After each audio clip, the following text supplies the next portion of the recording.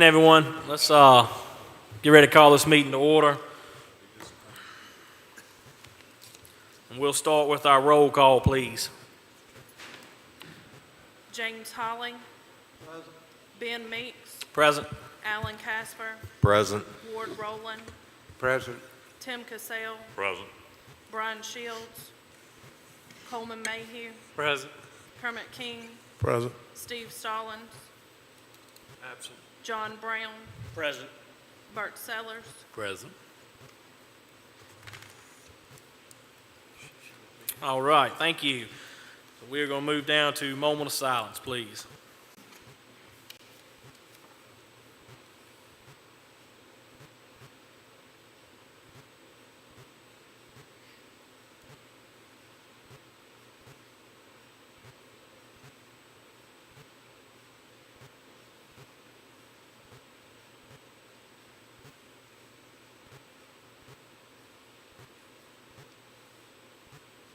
Thank you. We're going to do a Pledge of Allegiance. Please stand.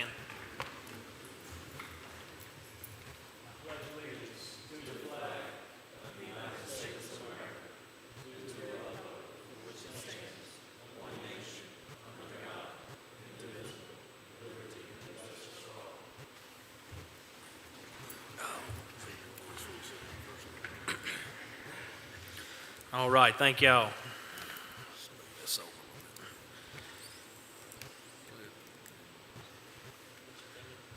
All right, do we have, we're down to any additions or revisions to our agenda? Anything to add to the agenda?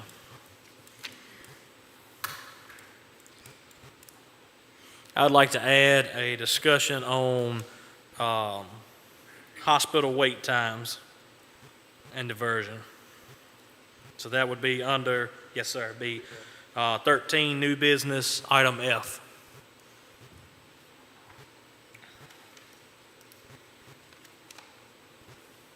So I'll entertain a motion for the amendment to the agenda, to add this to the agenda. So moved. All right, motion by Alan Casper. Second. Second by Mr. Sellers. All right, roll call vote, please. James Holly. Yes. Ben Meeks. Yes. Alan Casper. Yes. Ward Rowland. Tim Cassell. Yes. Coleman Mayhew. Yes. Kermit King. Yes. John Brown. Yes. Bert Sellers. Yes.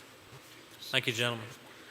All right, now we're going to need to approve the agenda. So entertain a motion for the agenda. I make a motion we approve the agenda with the additions. Okay, got a motion by Vice Chair. Second. Yes, sir. Mr. Tim Cassell is the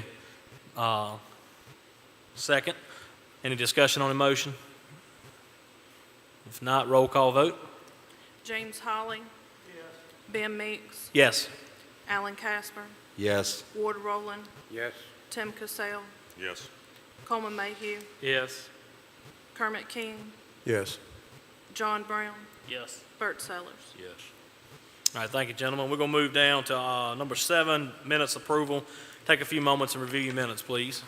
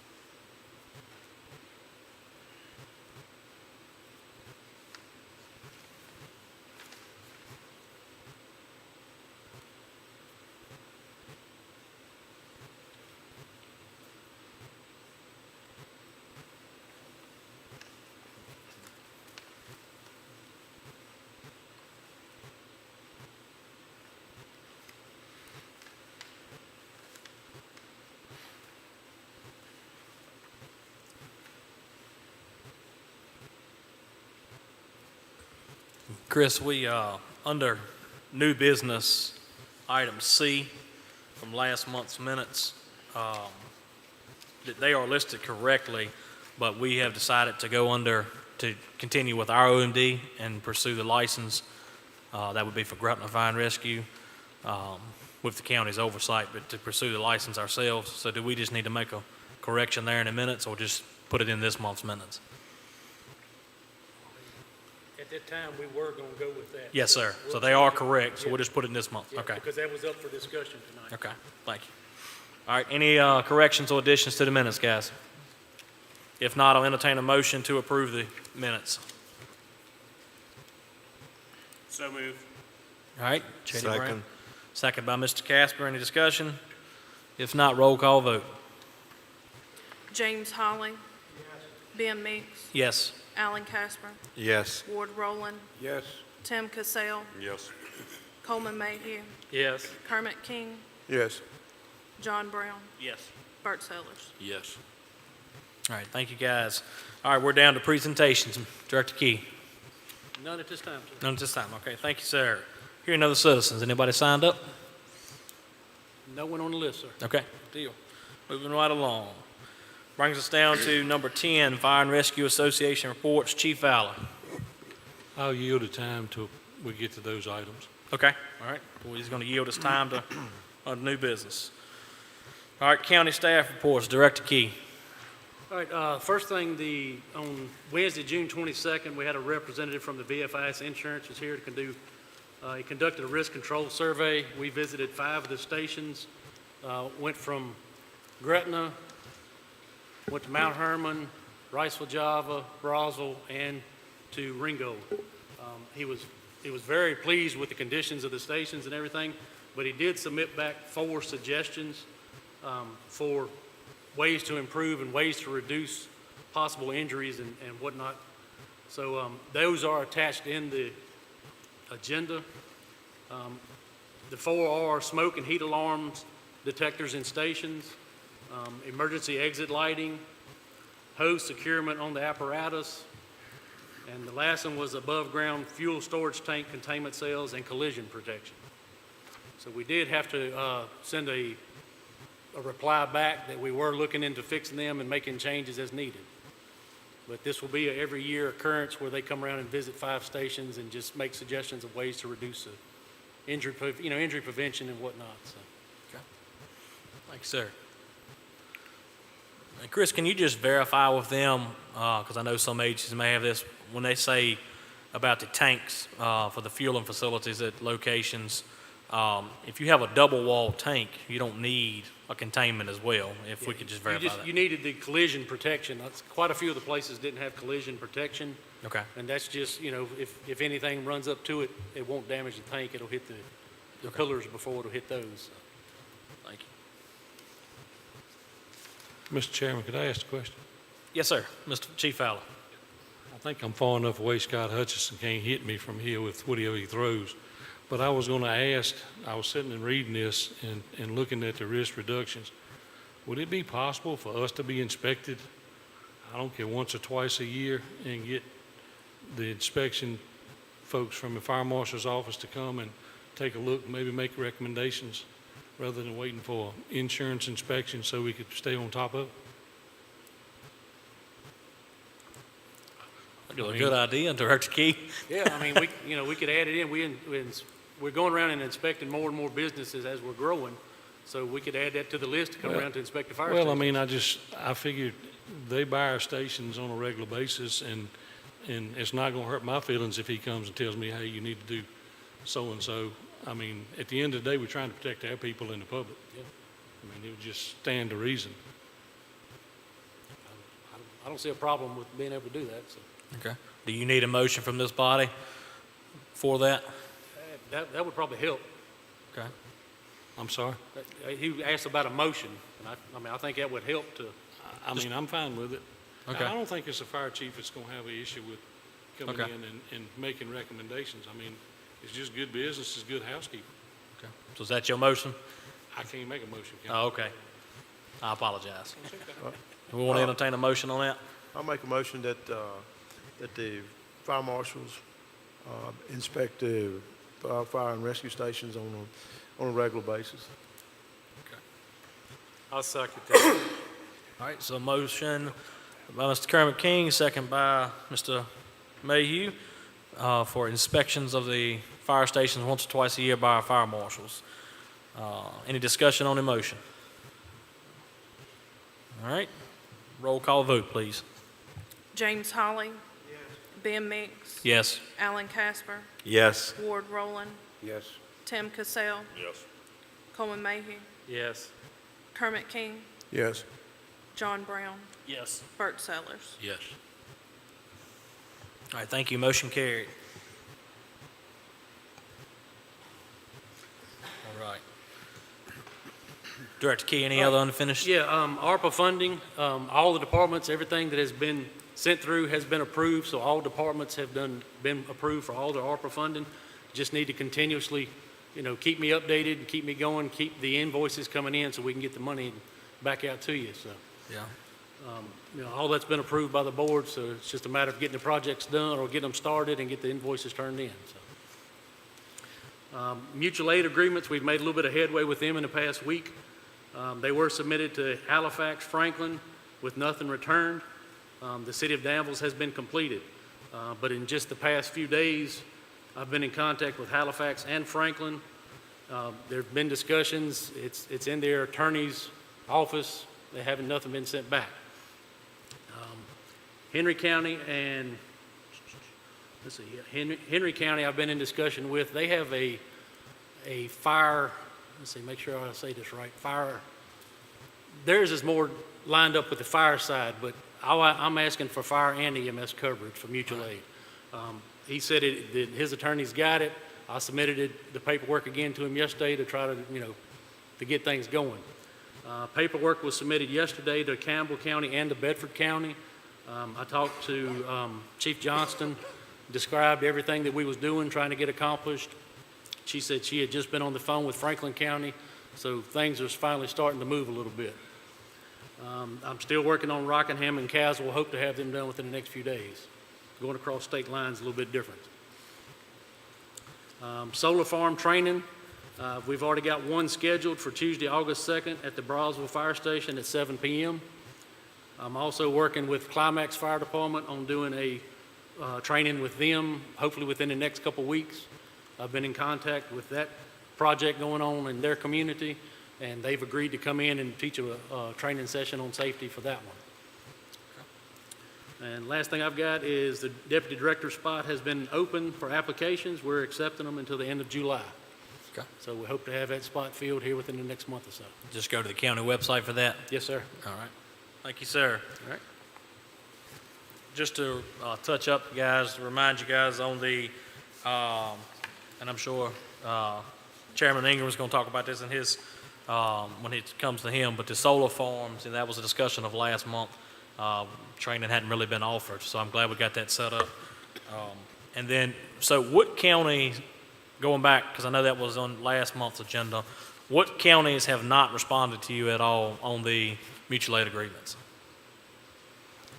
Well, in the past few days, all have started the discussions again. So Okay. What about Campbell? Have we got in touch with Campbell? I sent it out yesterday morning, so Okay. it's in their hands.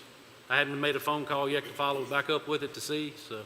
Okay. we're- Well, then we're we'll just making let it progress. ride for now, unless anybody else has the issue with it. Director Key, can you give us a date for the solar farm training again? At Brownsville? Tuesday, August 2nd. 7 p.m. at the Brownsville Fire Department. That's open to all agencies, departments. Will that be in the newsletter for the going out? It is, already. Yeah, it's in there. Okay. Yeah. Good deal. I All hope- right. I hope to get the second training at the Climax Fire Department nailed down this week so I can put that in the newsletter this week. Okay. Awesome. All right. We're down to unfinished business. Is there any unfinished business from last month? I know this technically falls on unfinished business. We are with the Fire and Rescue Memorial. No really update. Wanted to give you guys a better update today. We just don't have it. We did submit our picture of what we envision we want here in Pittsylvania County to Blair's Construction. and they are currently reviewing it to just give us an estimate. And then once we get that, we'll reconvene with our committee and hopefully bring some more stuff forward. All right, so that brings us down to item 13, new business. We're at A, Board of Supervisors Communications. Chairman Vic Ingram. Yes, sir, Mr. Chairman. I want to express my gratitude for what you guys do for us on a continual basis. I feel like we don't say it quite enough, so I want to take the opportunity to say that. You know, it seems like money and funding is always a topic of conversation, if you can believe that. But as far as what we've talked about, I'm very grateful that Kim Vanderhyde was able to come to the association meeting. And from what I understood, give you a wonderful presentation on funding and where we're going to go with it. And I can tell you that the majority of the Board of Supervisors is in total support of you guys and whatever it takes from us to make sure that you have what you need by way of funding. We're going to do it one way or the other, and I can promise you that. We did pass at our last meeting the change in the billing rates. You probably saw that as well. I did send an email out to staff in regards to the solar farm issues, and that's being addressed.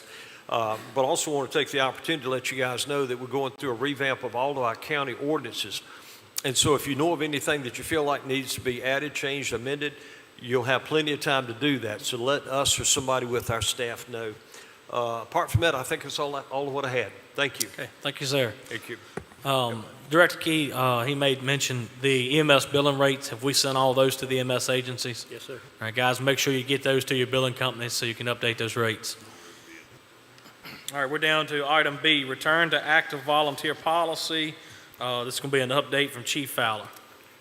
Yes, sir. We met at the association level and discussed it. We've actually formed a committee. A couple of people are going to take a look at it. They're going to look at VFSIS, our insurance carrier. They have some recommendations of job descriptions to use.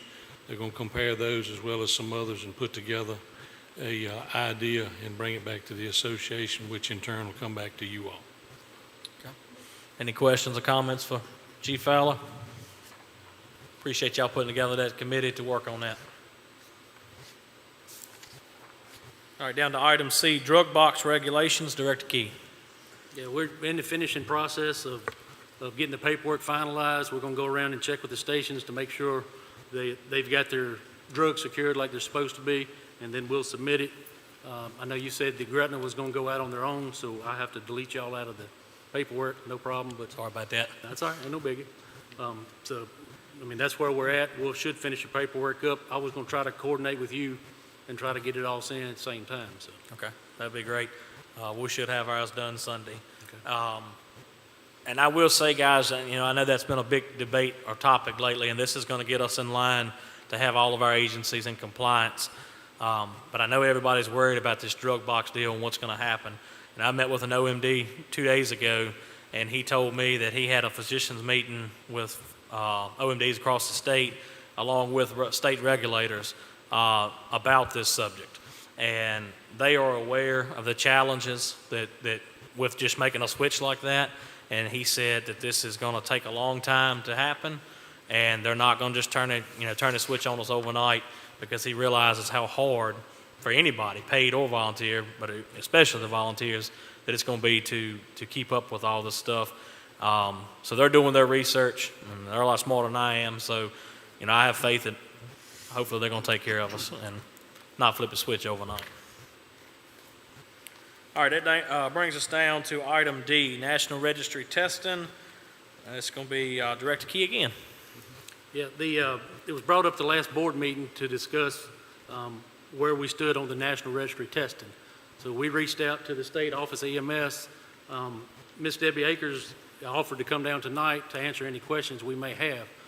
We was putting together a presentation to be able to come up with statistics and everything, but she said she would come down, so if y'all have any questions for her, she's in the audience if y'all would like to discuss it. Also online, you can find the statistics for Virginia's record. And I'm fairly well impressed with what I saw of this. I am concerned that someone may be considering going away from that, though.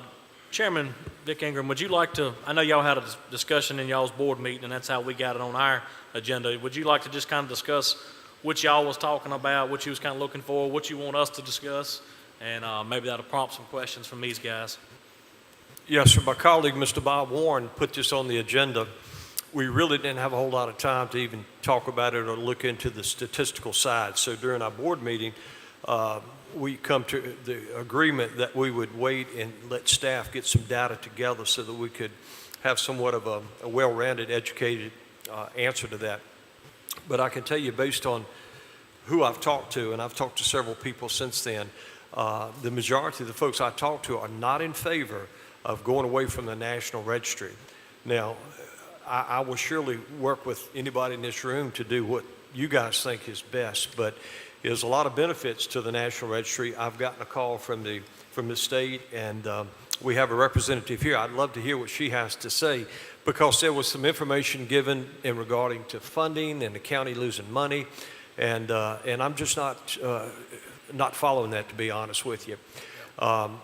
You know, I made this statement that I'd often wanted to get my EMT myself, but there was 3 reasons why. I didn't have the time, it costs a lot of money, and I'm not that smart. So the ones that have taken that test and have passed that test, you guys have really done something to be proud of. And so to go away from a national registry and to basically dumb it down, if you would, I'm not so sure that's what we need to do. And I know one of the benefits would be with the National Registry that if you went anywhere in the country, that you would be certified, and I could see the plus to that. But I would highly lean on what you guys recommend and what the state recommends. So I'd love to hear this lady, if she could speak, please. Thank you, sir. Ms. Akers, would you come up, please?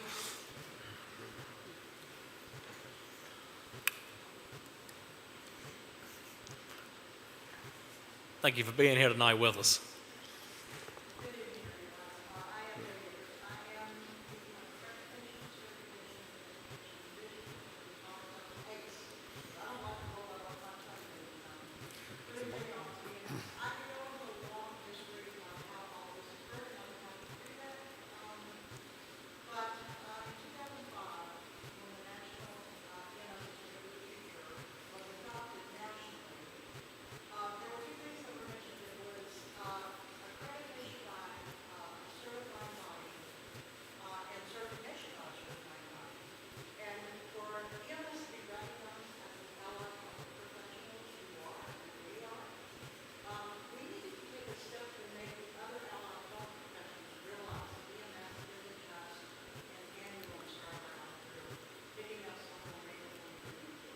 Mr. Chairman, Yes, sir. I'm not sure her mic is on, and there's some of us that can't hear. So Okay, I'm sorry, Ms. sorry to Akers. interrupt you there.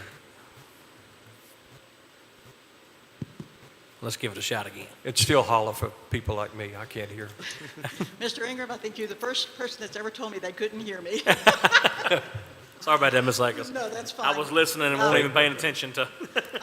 I've got old ears, so believe me, I understand. Sitting under a Wayland with no insulation, and some of you can relate to that, for way too many years. So in 2005, we realized that the profession needed to move forward. And it is a profession. It doesn't matter whether you're volunteer or career.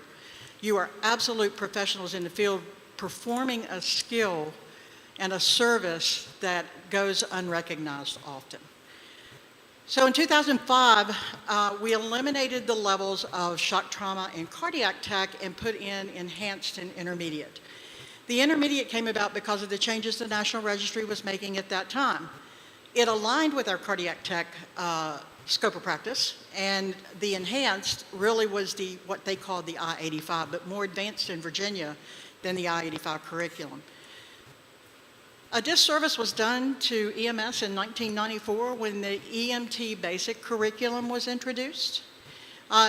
Basically during that time it said, you know what, EMTs aren't smart enough to make decisions. And 15 liters of O2 goes to everyone, and copious amounts of diesel fuel, which meant your foot was on the gas pedal because you couldn't make decisions. It was discolored deformities, etc. Prior to that, we had taught anatomy, physiology, and pathophysiology.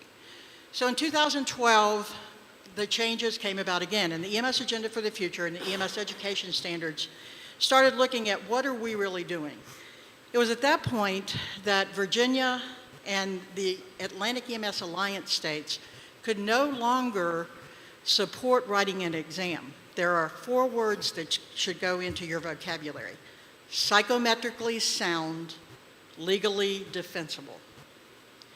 No exam could be developed by state offices because we didn't have a psychometrician.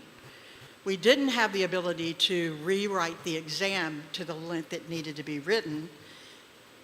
And quite honestly, we wanted to protect our profession. So we reached out to 2 organizations that could write what they deemed a psychometrically sound, legally defensible exam, and asked them about the price of that so we could compare that to the cost of going to the National Registry.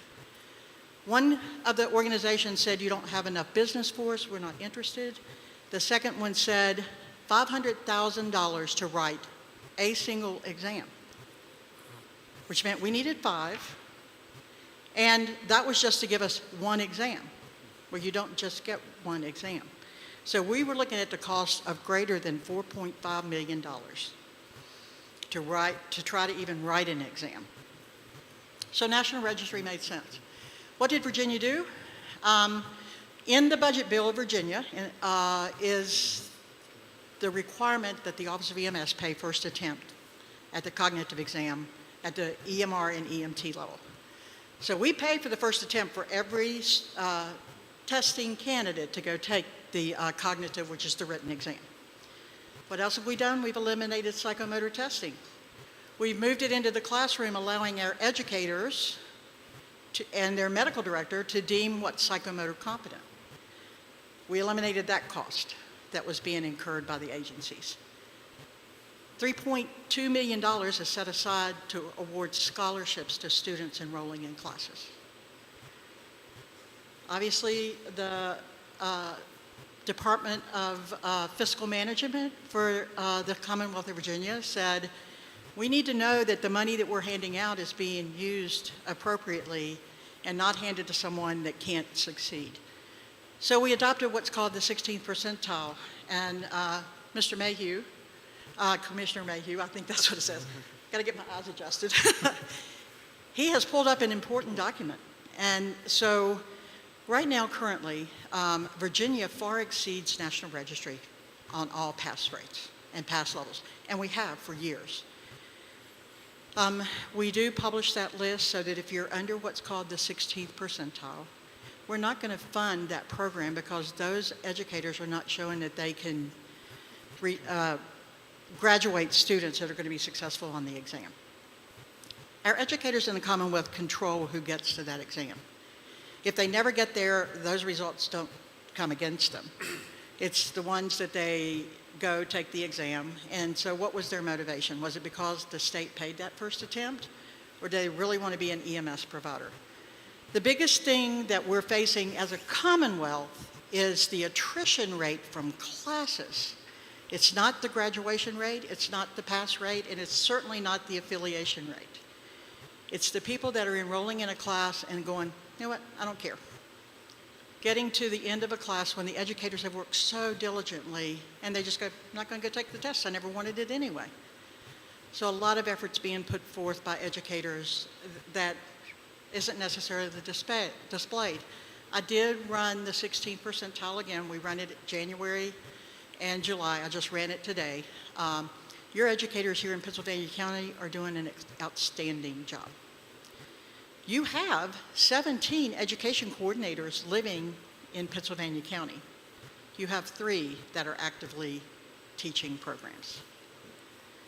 So, we did adopt a process where we require mentoring now. We don't just let anyone decide they want to become an instructor.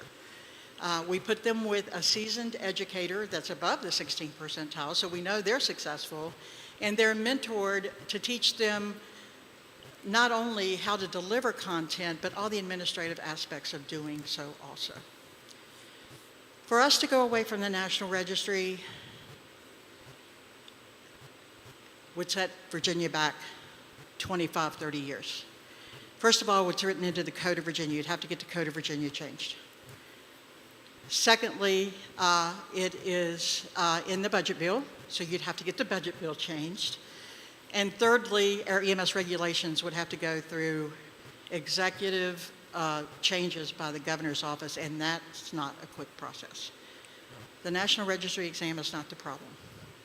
The problem is the motivation of the individuals taking the exam. And getting these individuals that won't go take the exam and encouraging them. Could the Commonwealth, could the Office of EMS pay the second attempt? Possibly we could, because we're not spending anywhere near $4.5 million that we would have paid to the other entity that was going to write the exam for us. I'm going to bring up one thing. I'm going to bring up the state of North Carolina, because you guys sit right here with them. And North Carolina, my counterpart there, his words to me is, as long as I'm in my position, I will never let this state go to National Registry. And I asked him why, and he said, because I don't like them. Because I don't like them. The majority of the paramedic programs in North Carolina have gained COAMPS accreditation, which is required to take the paramedic exam because they understood they were handcuffing the paramedics coming out of the programs there. Any provider that moves into the Commonwealth of Virginia that has a National Registry card, as long as they can pass our background check, we hand them full certification in Virginia. Anyone moving into the state that has a state certification, we grant them certification also, but that's at the EMT level. And then we require them to get to CE so that our programs, our agencies can help them learn anything that they may be deficient on, because we don't know how those programs were taught. They may have been taught to the education standards. They may have been taught to a curriculum that state decided to develop. So there's a pathway for people to come to Virginia, and let me tell you, they're coming to Virginia by the droves. We have, in the last 6 months, approved 337 applications, and we've got another 57 in the pipeline. I can't say that they're moving to Pittsylvania County, but they are all over the Commonwealth. It's not just Northern Virginia and, and the Tidewater region. They're all over the state. So I'm more than happy to answer any of your questions, but I did want you to understand the thought process that went behind it. It wasn't easy. There were a lot of discussions, and some heated discussions. The Office of EMS does not make these decisions. We have the Governor's EMS Advisory Board, who has representatives from Career, Volunteer, Ambulance Association, nursing, EMS for children, the trauma, surgeons. Everyone came together. It was a long discussion. And one of the discussions was, would you go to a doctor that couldn't pass his boards? Would you go to a nurse that couldn't pass her NCLEX exam? Would you go to a CNA that can't even pass the certifying exam for the entry-level nursing assistant? Why in the world would we want to not use the same testing process that's the only recognized certifying body for our profession? So what questions can I answer? Thank you very much for your presentation. All right. Very informational. Anybody got any questions, comments for Ms. Akers? Yes, sir. Are there any other counties that you know of that's in the midst of a movement to change the registry process? No, sir. We have had counties reach out to us that are expressing a little bit of concern. We've gone and we've given them the same information that we're providing, the funding. Agency chiefs, we will provide it to your agency instead of your providers. We do make them make a commitment, and that's that they complete the class, they pass the exam, and they give you 2 years of service. So we put some incentive for us to hand them the money. We not only hand them the amount that typically covering all the class, but we also look at other factors like your stress index. And only one area in Virginia is not under the stress index, and that's Loudoun County. Even the big Fairfaxes and stuff are under the stress index. So we keep building into amounts. And of course, we look at the return to locality money, and if that money's just set aside not being utilized, because that's also for education. But I applaud your instructors, your educators here in the area. They're doing an excellent job. I know they're frustrated about the students they can't get to go take the exam, but they keep working with them. The Office of EMS, we're here. We're here to support you. We're never here to be a detriment to you. We want to support you. We're here to help you in any way we can and address any of the concerns that you have, but you do not want to set the Commonwealth back 25 years. And the other part that I didn't mention, it's called the EMS Compact, and that's also written into the Code of Virginia now. The EMS Compact allows any provider with a National Registry card to go to any state with that card, currently under a declared state of emergency by our president. But eventually it's going to be just like the nursing compact, just like your driver's license. It's going to allow you to cross state lines and provide care without having to jump through all the hoops that that state has put in place for them to gain certification. Do you happen to, and it may be in that document you got, do you happen to have what the pass-fail rate is for the state of Virginia on National Registry? Okay, and I just ran the statistics today. He's got the one from January 1st. I ran the statistics today. We do not look at first attempt pass rates because we know some people have nerves and they'll go take it again. First attempt pass rate for the Commonwealth now is 83%. Third attempt pass rate at the EMT level is 83%. The national level is 79. Okay. The EMR level, I'm not going to remember that number because we have so few EMR classes.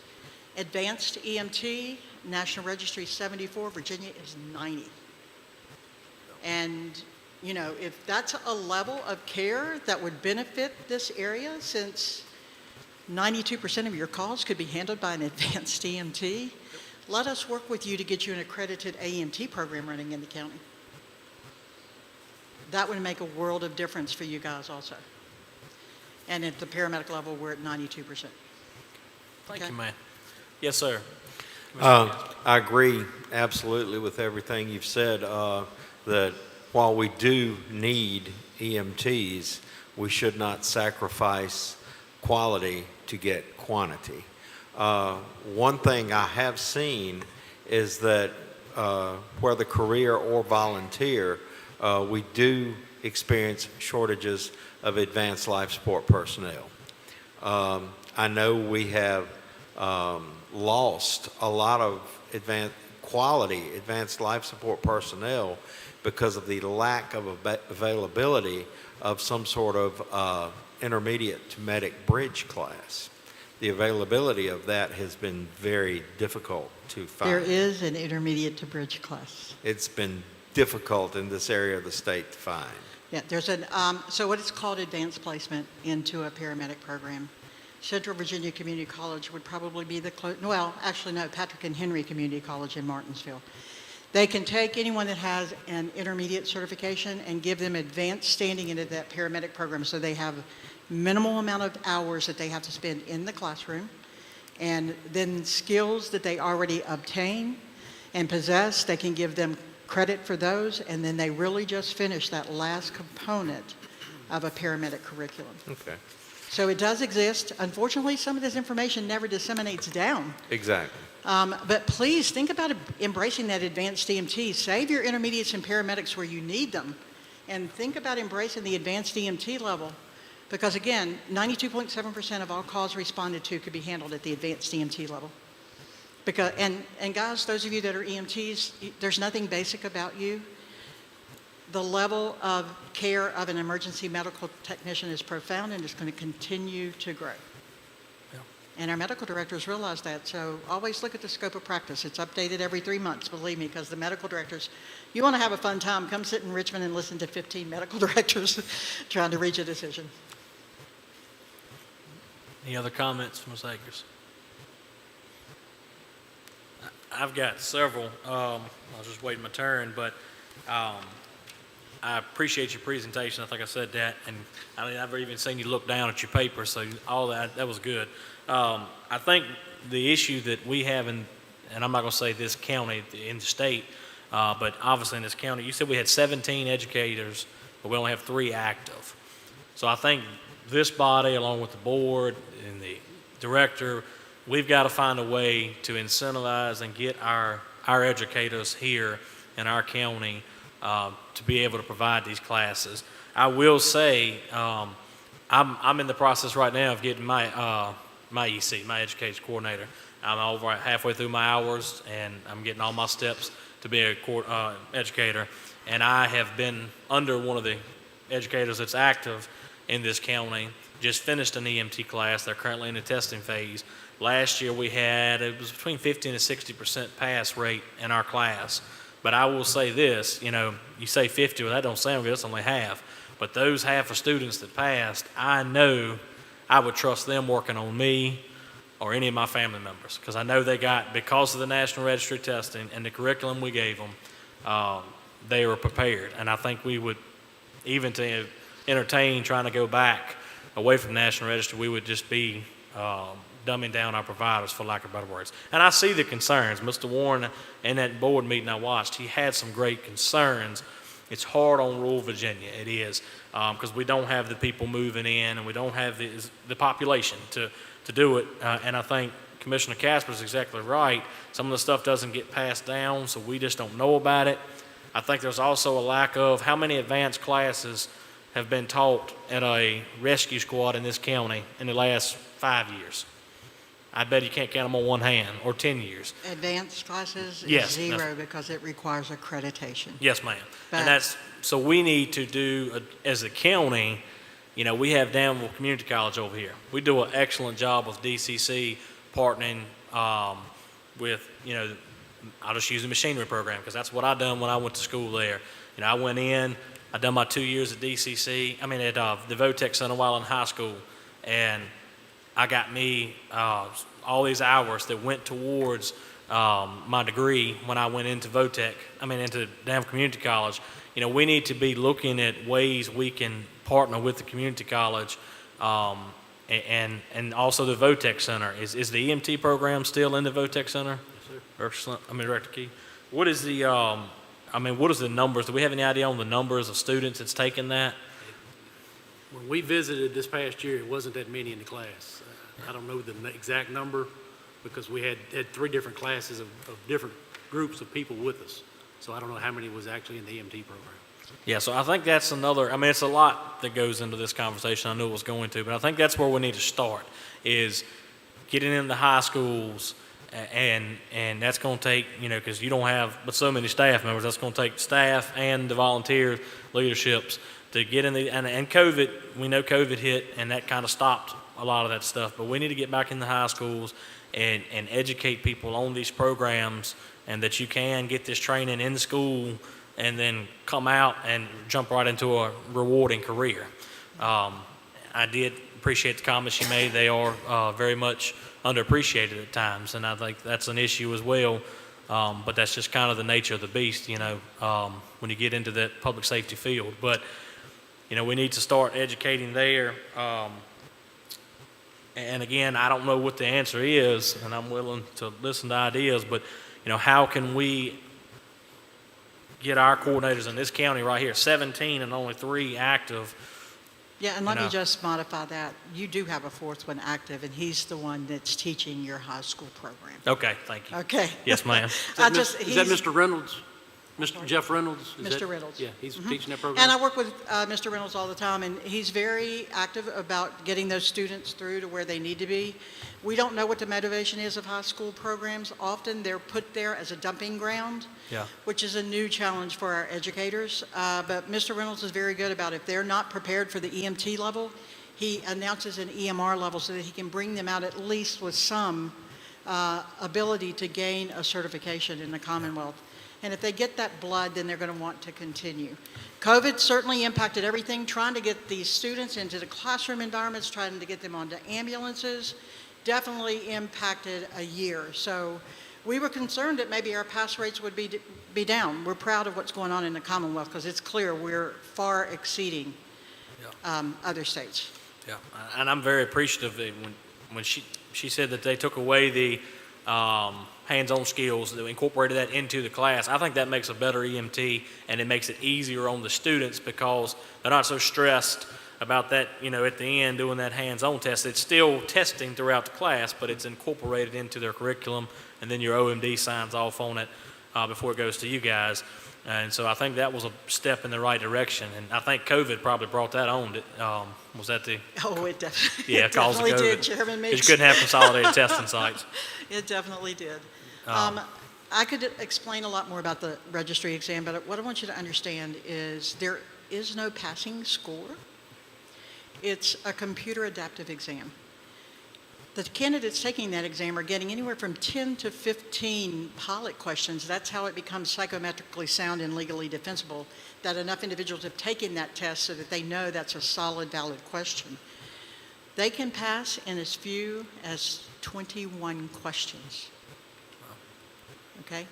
And they don't know which are the pilot questions. I'm not going to say the National Registry exam's easy, nor should it be. But it's not testing them on knowledge that is not applicable. It follows the national education standards, and a heart attack is a heart attack anywhere you have it. A drowning is a drowning. Birthing a baby is the same. Anywhere you travel, it's the national education standards, and nothing is taught to any specific area. We leave that up to the jurisdictions to then bring them back and teach what's anything specific to your area, region, agency. Ms. A, does those numbers of educators also include the Danville Area Training Center educators also? I'm sorry? Does those number of educators, are they strictly Pittsylvania County, or have they included the numbers from the Danville Area Training Center? I'm looking at, so I'm recognizing some of the names are over in Danville, absolutely. Okay, because we partner with them, and they were funded Yeah. with the regional training center also. Right. And and I guess my next question is, these 17 educators that are really not active, what do we do to get them active? And I know that's a loaded question. Yeah. I mean, is it so many classes? And maybe I should know the answer to this, but, maybe, Well- is it so many classes they have to teach, or do they? Actually, our education coordinators have to teach 50 hours of what we call Category 1 CE every 3 years. That's not a lot. No. But Virginia is still a volunteer state.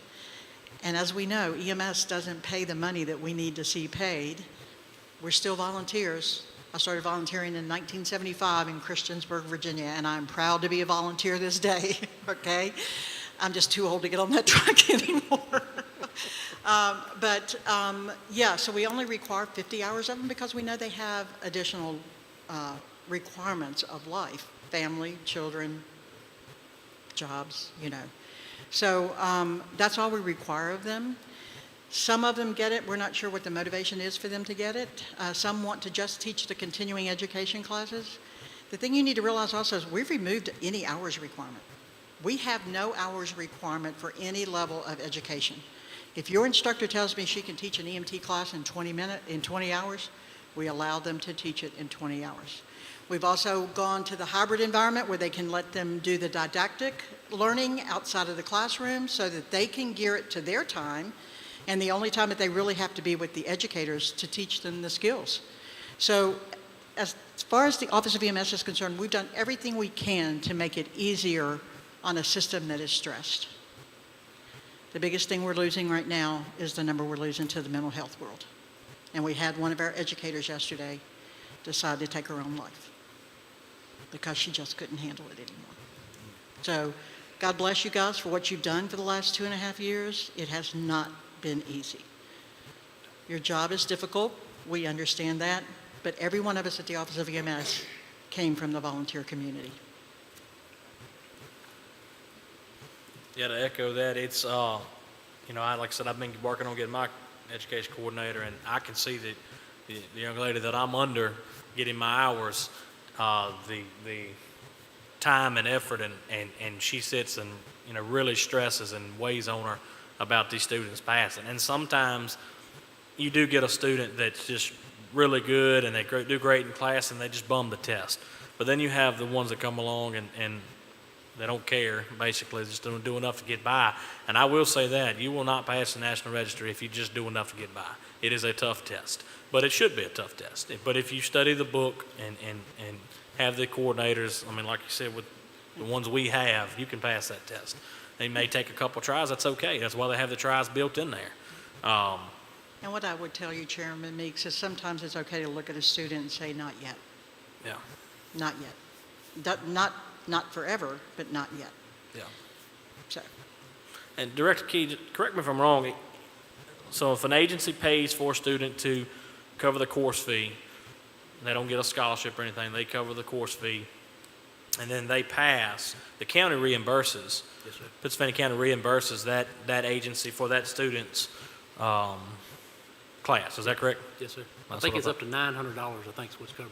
Okay. That's what I thought. So, I mean, you know,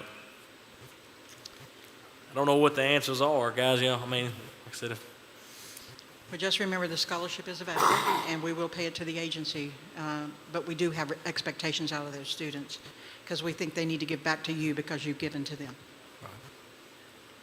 appreciate your time. Any further questions from Ms. Akers?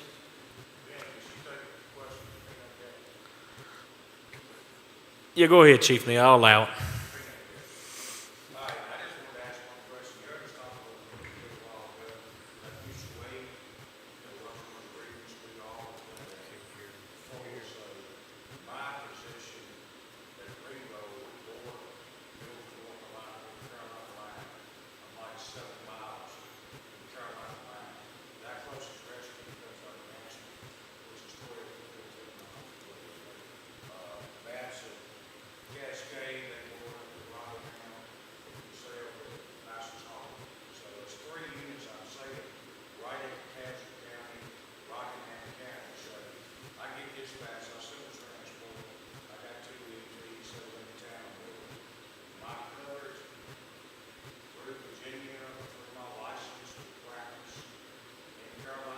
Yes, sir. You're on your unit, you are following the directions of your medical, yeah.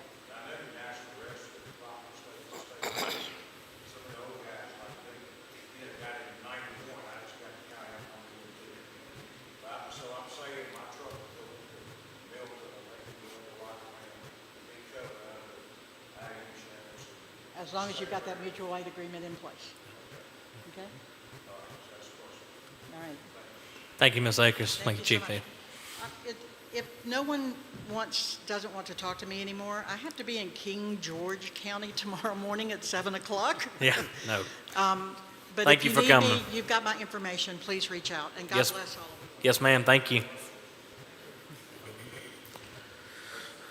All right, guys. Any further discussion on item D, National Registry testing?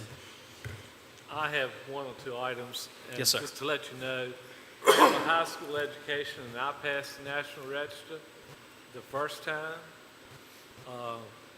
Also on this listing right here, we list in the community colleges and they at 96, 94, and 90%.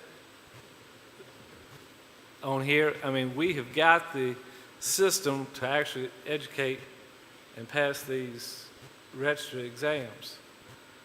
There's no reason to think the problem is the exam.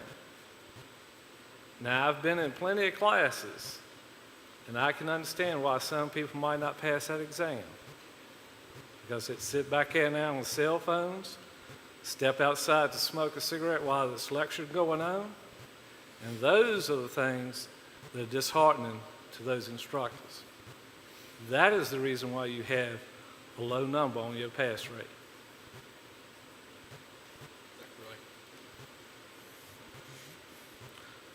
Thank you, Mr. Mayhew. Any further? One thing I will say is there availability to these instructors through the public safety, through the training budget? You know, some things I see, like I know with the class of Grutner we done, and like I said, I've been helping with that class. You know, a lot of things my agency provided to do the class. But is there any training budget money set aside so if these instructors need some help with supplies, because obviously they use, I mean, we try to reuse everything, but some things you can't. But we try to reuse a lot of stuff. Yeah, Is we there- try to buy the books up front. If Yeah. we, you know, the instructor comes with us, tells us this is how many students we got coming up. We just did it for the Tunstall class. We went ahead and got the books, got everything prepped, so as soon as she's ready to start, I mean, the books were there, ready to go. Nobody's ever come to ask for anything else, but, I mean, Yeah. we do have money available in the training budget that we can spend. So I just want to put that out there. There is money available. We just need to speak to Director Key, to these coordinators. I know sometimes they have to fight that battle too, and they're concerned of where they're going to get all their supplies and stuff. Because You know, I know some people say, oh, well, you're paying them a class fee to take the class, but if you look at the hours they put into that course, and I don't get paid anything, you know, because I'm just an instructor in training, but the main instructor, when you break down, it's pennies on the hour they're making to be at these classes, to teach these classes. It's nothing. And I think that's a big problem of why you don't see them as many active. The ones that are active is just because they want to see people succeed and they want to make EMTs. It's not because they're getting rich off of it. Yeah, we've got 3 good instructors going right now, so, Yeah. I mean, you know, they got good pass rates. I'm supporting whatever they need, so. Yeah. All right. Anything else that we'll move on? And I really wish I could put something in a motion that would fix some of this stuff, but I just don't know of anything to write off without. I mean, they're going to still gather some more data, I understand, for the board. I guess be more county centered, but Yeah, the Office of EMS has went ahead and reached out and has agreed to come down for the next Board of Supervisors meeting to answer any questions just like tonight, so. yeah, I think that exact presentation needs to be given to them. I mean, not that they, like I said, I appreciate Mr. Warren. You know, I think he was trying to help us, but so that they understand kind of what we're up against, but also, you know, how much goes into all this. So, all right, we're going to move down to item E, Fire and Rescue Service Agreement. This will be Director Key, and I will remind you it is in your packet if you want to look at that while he's talking. Yeah, each year the county has volunteer fire and rescue agencies sign an annual service agreement, spells out the expectations of both parties. The Fire Rescue Association reviewed the agreement and has requested changes to the service agreement. They are noted in there. Page 3, it'll be 6B and 6C.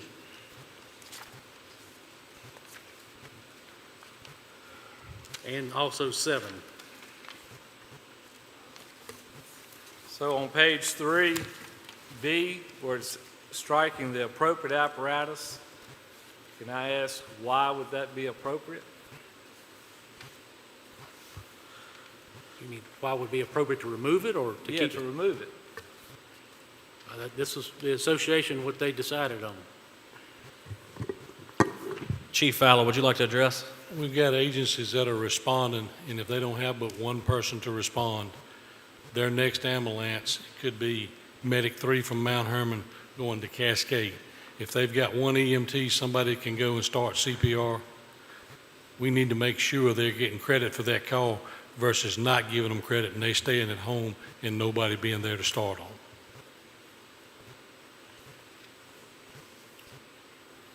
I guess that'd be about the same as somebody showing up on a personal vehicle then, right? That's correct. Yeah. They have to be trained, but they don't have to be on a transport.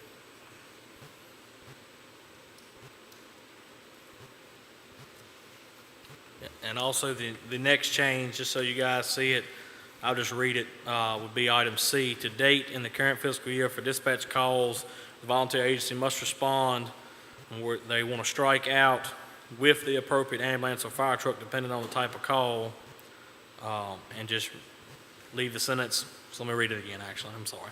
To date, in the current fiscal year for a dispatch call, the volunteer agency must respond within 8 minutes of the call being dispatched to the agency. And I think the reason behind that was just like in item B, it kind of, if you're going to take out B, but it's still the same thing it's saying in C, it may not be the appropriate, it may not be an actual ambulance to transport someone. However, it may be someone on a response vehicle or the personal vehicle that is trained that can start that initial care, that good CPR. And so that's why it was just kind of handcuffing. It was also discussed, a private unit responds and gets there, they pull somebody out of a burning vehicle, they pull somebody out of a burning house, and they don't have a fire truck responding. At least they still receive credit to be there and the incentive to respond rather than sit at home and not move.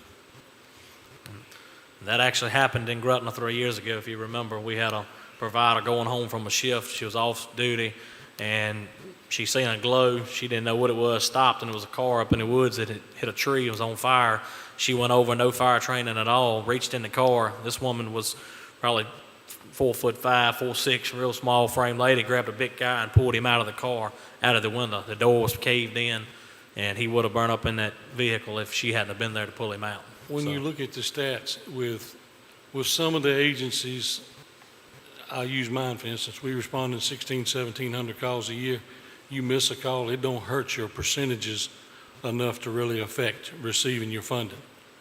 We've got a lot of agencies that don't run but 60 and 70 calls a year.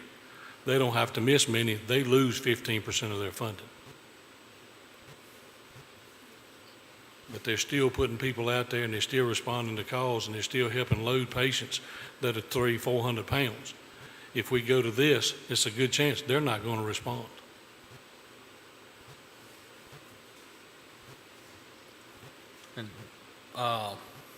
Chief Fowler, if you would like to go ahead and address line 7 as well, I think it'd just be appropriate to let you go ahead and address that, unless you want me to read it and then.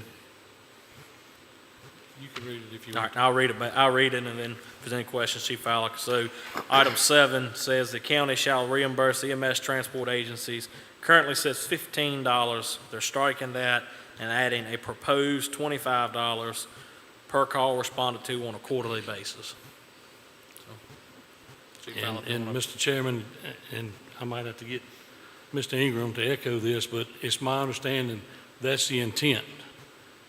Once the money is made available or been found in the budget to be able to do, that's the intent that the board has already voted on? Is that the way that it's supposed to be worded?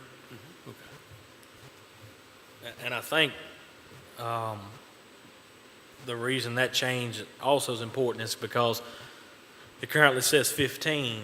Well, if that's stuck on 15, and let's say our Board of Supervisors decide in a couple months to allocate that money to increase that to 25, then these service agreements all are null and void. They've all got to be completed again. And so, midway through the year, we're going to be back to the drawing board of getting all our agencies back in compliance with service agreements. So I think that's why it says a proposed $25. And folks, if I can say, and I may be speaking out of turn, Mr. Chairman, if you need to stop me, stop me. But at the end of the day, I don't think the folks really understand what the service that we're providing now is. 5 times this past week, my people have got up between the hours of 1 in the morning and 4 in the morning to go to residences, 1, to fix an Alka-Seltzer for a patient, 2, to pick 2 patients up out of their recliner and put them in the bed because they're tired of sitting and watching TV, they want to go to bed. And then 2 more that we responded to be asked to give or check their temperature, 1, and check their blood pressure, the other. That's a lot to ask of somebody. We're doing what in the past your family did for you or your next door neighbor did for you. And that's society the way it is today. Not to mention the fact, and we're going to discuss it, and Chairman Meeks, I don't want to step on you, but I sent volunteers to the hospital today that sat at the hospital for 1 hour and 25 minutes to sit behind Ringo's truck that had been there 2 hours and 5 minutes. We're asking a lot of these people, a lot. And when you're asking for $10 extra per call, that's chump change, any way you look at it.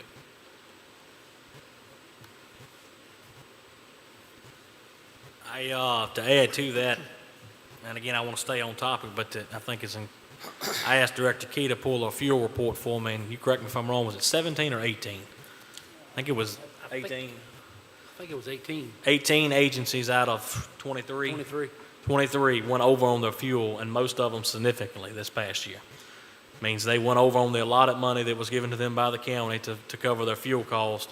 So they had to rely on their EMS billing, or these EMS, this $15 they got, all of that went into fuel as well. Well, then once you get there, you can't just fuel the truck up. You also got to have supplies, and you got to have providers, and you got to have this and that. So, it adds up quick, and that's, I know the statement's been made, well, that's all they keep doing is coming back and asking for more and more and more. And I said it last meeting, that's because we're running more and more calls every month. Every month, we're running more and more calls. The numbers are going up. Is that true or false? So, I think that's where it's coming from. So, what we have on hand here, guys, is and so that everybody understands, this has been approved by the Board of Supervisors. The association took a look at it. They have some changes they want to make, so they have voted to, they're not signing it right now, they're sending it back to this body. The changes are in front of you, so it's at this body's discretion now. Do we want to send it to the board to be revoted on with these changes? Or what is our recommendation? Are you looking for a motion, Ben, or? I'm not trying to fish because I don't want to say, Okay. but that's, Well, I will make a motion that we send this to the Board of Supervisors with the changes that have been made. I got a motion by Mr. Casper and a second on the floor. Any discussion on the motion? Chairman Meeks. Yes, sir. Now, we talk about motivating these volunteers and getting them involved, and I've been sitting here listening and hadn't said a word. But, I think the key, what we're looking at here is trained people. I mean, I use us, for instance, we out in rural area. Sometimes we get a transport out, sometimes we don't. Most of the time, we can get somebody going that's a trained provider that will be there 20 minutes before an ambulance gets there. Mean the difference between life and death in my neighborhood. And so, and like you said, it's the difference between them getting up at night and ask, well, the department's not going to get credit for this call, so there's no need in me getting up out of bed if we don't have a transport going. Where normally that one provider would have got up and covered that call to help somebody. And in the end, it's all about helping our communities and neighborhood to make it better. That's what we got to do. And if it means, $1 or $2 more here or there to, like you said, help with the fuel costs, that's what we got to do. Yeah, I thought that was an important piece of information this body needed to know, that 18 out of your 23 went over on the fuel. So, and thank you for those words. It's plenty of scenarios we could play out, but you take a choking call, a normal choking call. Well, if I can get to your house in 5 minutes and it takes, they do a great job, but Medic 1's coming from Hurt to Grutnell, it takes them 20 minutes. Well, you're going to be dead if I can't, somebody get there and dislodge that, what you're choking on. That's the way that works. That's why it's important. And I'm not saying that money should be the driving force behind our people getting out running calls, but it's important that the agency be given that credit, not show as a missed call and show also, it ultimately affects their funding too. So, any other further discussion? All right, so we got a motion and a second. Roll call vote, please. James Holly. Yes. Ben Meeks. Yes. Alan Casper. Yes. Ward Rowland. Yes. Tim Cassell. Yes. Coleman Mayhew. Yes. Kermit King. Yes. John Brown. Yes. Bert Sellers. Yes. All right, thank you, gentlemen. That brings us down to item F, hospital diversion wait times. I added this item because I thought it was important for these guys to know at this level. Chief Fowler just said it. We have agencies that are responding, picking up patients for whatever the emergency is. Then they're getting to the hospital and they're waiting hours. I think Troy, Chief Tyler, had waited, 4 hours at Danville ER the other day. I don't know what can be done by this body or the Board of Supervisors, but we need to be leaning. I think I'm going to say a borderline crisis going on in Danville right now with the hospital. Most of our southern end agencies are waiting hours, or they're diverting and driving long ways away. And as soon as Danville gets backed up, which is staying backed up, Grutner gets on diversion, and it keeps us on diversion. So then we're going to Lynchburg. So it puts everybody out of place, everybody in the county out of place. And I also disagree. I get, at Grutner, I got 3 ambulances. And this is not a dig at public safety because they only got 1 truck up at Hurt. But if that truck in Hurt, Grutner's on diversion, that truck in Hurt has to transport to Lynchburg, that's not their fault, but that's put them out of position. Now we get a call in Hurt, my agency's got to go to Hurt and pick that call up, and I got to transport to Lynchburg. But if I get a second call and don't cover it, I get dinged for it. Well, that's not fair with what's going on right now, because is Medic 1 being dinged for not covering a second call? Yeah, technically they didn't have a second truck, but their crew's on that truck, my crew's on this truck, and I think it's, what we're facing right now with these wait times, it's really hurting our volunteers. An example, somebody says, oh, I got to go to work. I work second shift. Call comes out at 11 o'clock, 12 o'clock. I got plenty of time to make a run to Grutna because I do have the luxury of where I run is most of the time my transport is under an hour. Mike Neal down there, Chief Fowler, him, if Danville's on diversion, they're going to be gone hours. Well, that same thing happens to me, though. If Grutna's on diversion, then there goes me getting on that truck now because I can't. I'm going to be late for work because now I got a 3 or 4 hour turnaround. So I just wanted to let you guys know where we stood. And Director Key, if you want to add to it, I know you had some comments the other night, the association meeting, about the wait times and stuff. So it's open. It's bad when a patient in the ER starts receiving their Amazon packages in the ER. So, and then they start doing DoorDash. So yeah, it makes for a long time. But when you got the nurses there, and there's no rooms available, you can't discharge them. You can't ship them upstairs. There's no rooms available. Nobody else is accepting them. So what are we to do? How many beds did you say they've lost? Or they've winged? They was going to lose another wing. I believe it was this week. The 2A was going to be shutting down. So, that's another pile of beds that's not available. They have shortage of nurses also. So, I've got a question. If you, once you get to the hospital, if you're going to be put on a wait like that, does MLOT kick in where you cannot leave and go to another hospital once you're on their property? I believe from understanding, if you go on their property, you have to stay there. 'Cause within 300 yards of their property, it's their patient, according to what I've read. And also what I have read is they can ask you to stay in your unit, but they're asking. They cannot make you. I can't advise you. I've got an article I can share with you. I think you're correct on that.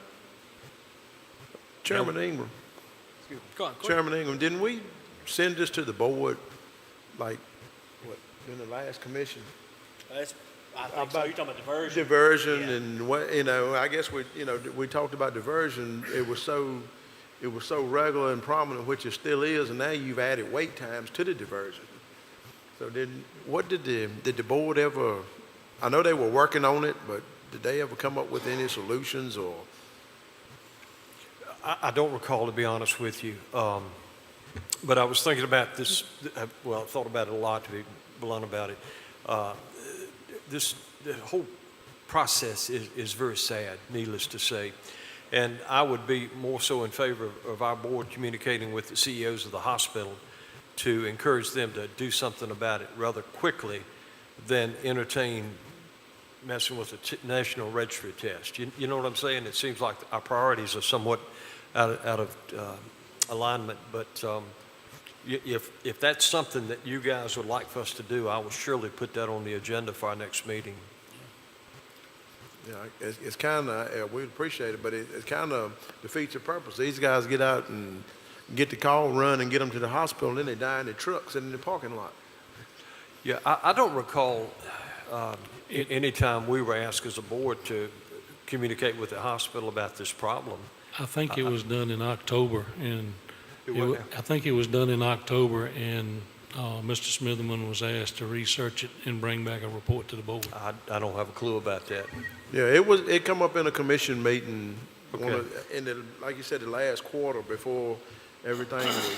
Yeah, I'm sorry, I didn't know anything about that, but Yeah. if it's okay with this commission, I will surely put it on the agenda and we will address it between now and our next time we meet. Yeah, but I don't think you were the representative either at I that wasn't, time. no, sir. No, I I'm still think- new at this. I think those talks would be encouraging at least. I don't know if we're going to move mountains because they're going to say, well, write them a check and we'll add more staff. But I think that would at least help. Well, I can say this on a positive note. Alan Larson is very approachable. And when they shut down Broswell Healthcare, I went to him and I said, what will it take to open it back up? And he said, we'll work on it. And he did, and they did. And so that's on a positive note. And so I think that, if we approach him in a realistic way and said, it wasn't that long ago that they just made an announcement of a massive, I forget how many $1 million to expand the ER.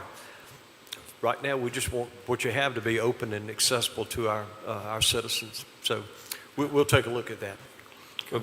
You know, my question is, why do you have two hospitals 60 miles apart and one makes do and the other one shuts down? I mean, I don't mind asking the hard questions.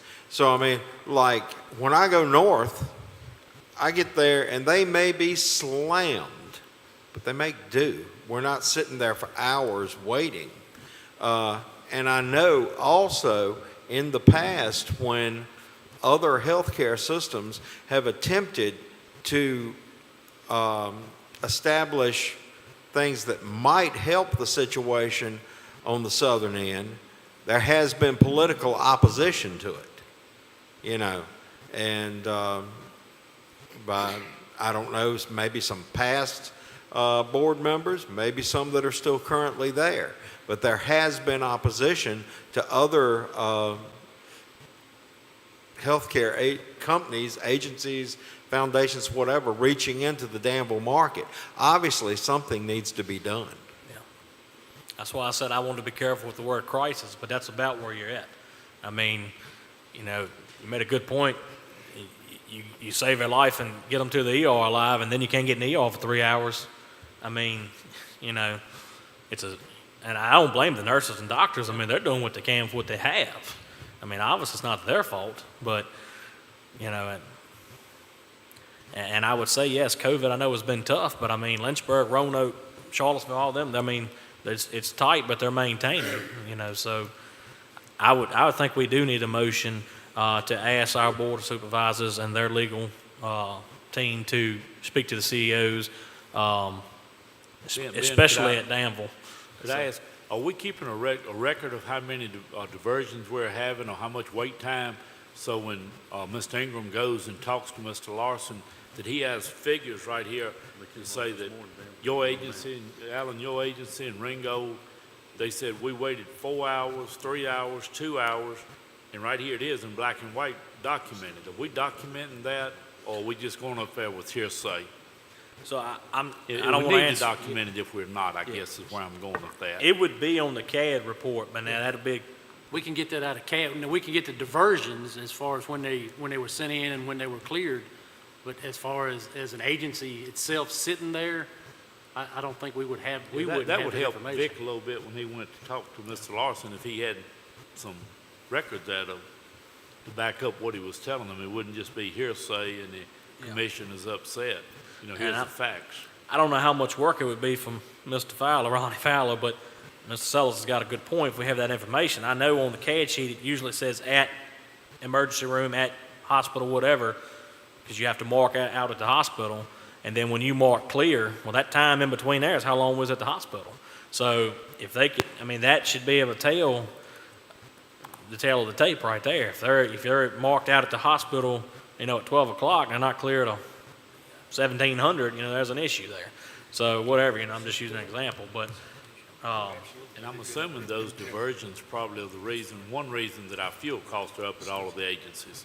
You know, instead of you going to Gretna or going to Mike Neal taking his patient to Danville, he's having to take him to Lynchburg or Gretna somewhere, and that's putting the burden on the county Mr. Chairman. for the fuel.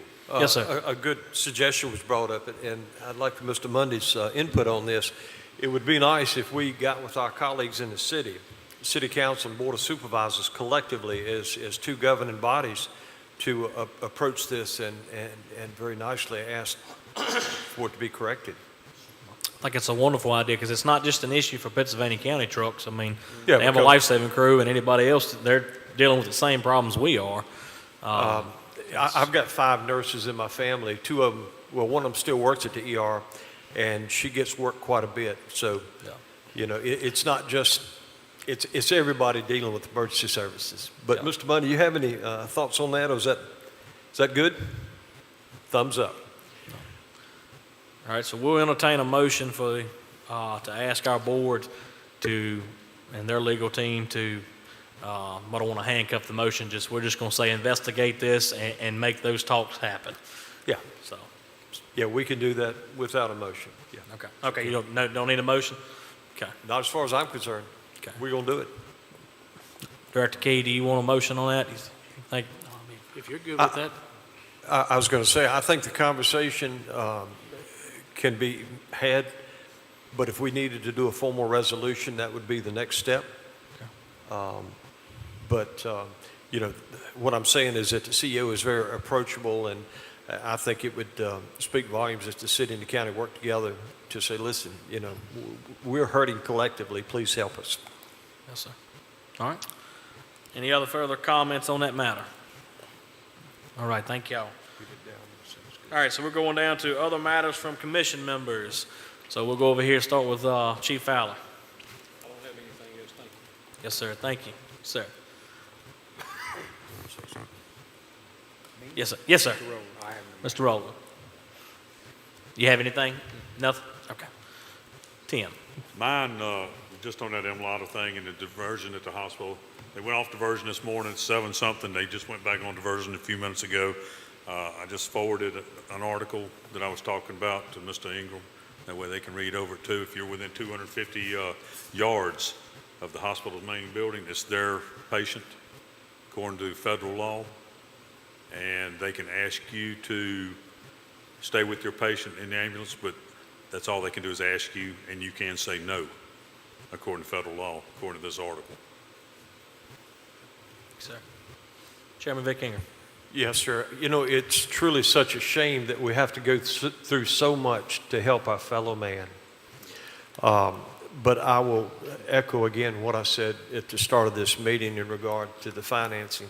I will say that collectively, the majority of the Board of Supervisors will do any and everything that we possibly can to make sure that you guys are funded the best we can. A Facebook warrior recently attacked me by saying that I was promoting raiding the contingency fund. Well, I'll go a step further. We have unreserved fund balance as well. I'm not talking about raiding anything, but when you talk about the life of a citizen of this county, you can't put a price tag on it. You know, you've said that, and you've heard that a million times, but I just know in the conversation with the majority of this board, the Board of Supervisors, that we will do whatever necessary to make sure you guys are funded. So when Kim came to the association meeting, I'm sure she reflected that. But I just want to echo that we are going to do whatever it takes to keep you guys up and running. And thank you so much for what you do for us. Yes, sir. Thank you. All right, we'll go back over here and come around to Director Key. I just want to remind everybody that the deputy director's position is open. Applications are being accepted this time through the end of this week. So Okay. looking for some good applications. Thank you, sir.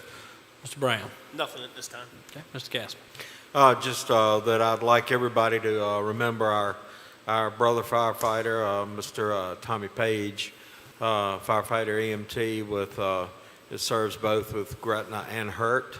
And he is in very grave condition at Norfolk General Hospital after being run over after exiting his vehicle to attempt to check on the status of someone in another vehicle. So just please keep Tommy in prayers. Yep. Thank you, Chief Casper. Nothing at this time. Yes, sir. Mr. Hodges. Like I say, thank you to all the volunteers.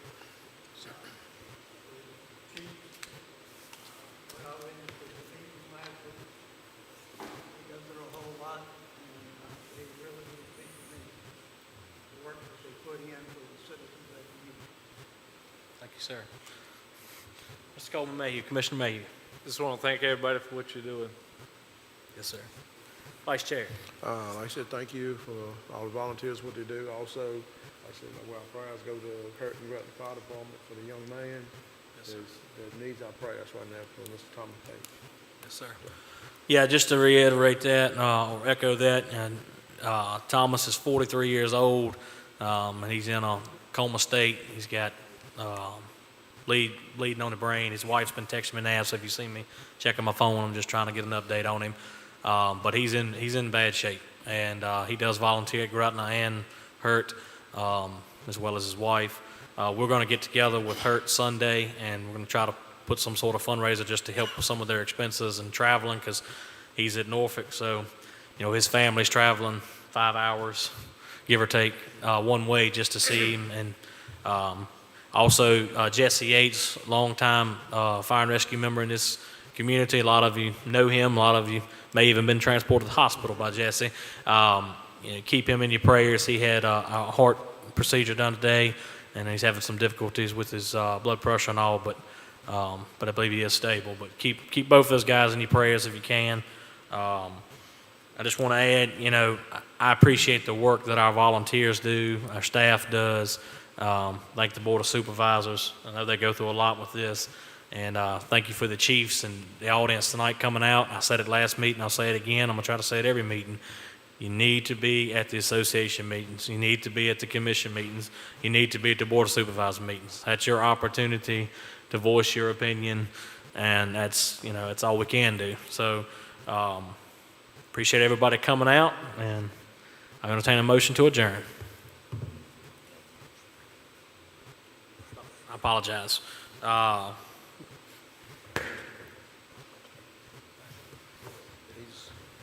Mr. Monday, I appreciate you coming out tonight as well. You have anything you want to address to the commission? Thank you, sir. All right, now we'll entertain a motion to adjourn. So moved. So moved by Mr. Sellis.